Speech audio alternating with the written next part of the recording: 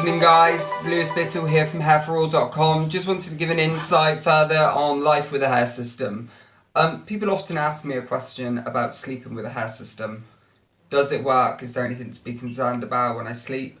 Do I take it off? Or is there anything in terms of special care of sleeping with a hair system?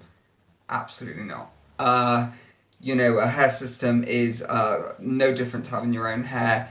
As you can see from the bond on mine, it is literally soaked in, so you just generally just carry on as day-to-day life. So when you go to bed, if you've got product in it, I probably would recommend, even if you had your own hair, just brushing the product out of it, just to basically give it that sort of, to let your hair breathe for one, and two, just basically it's not going to basically be tearing any hair, because hair breakage is the worst thing when you're asleep, is when you're rolling over and you've got product, you're going to be breaking away at the hair bond.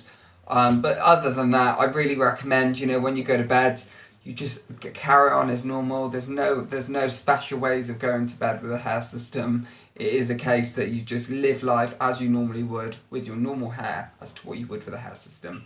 But any questions, please do get in touch with us at hairforall.com and we'll be happy to talk you through it.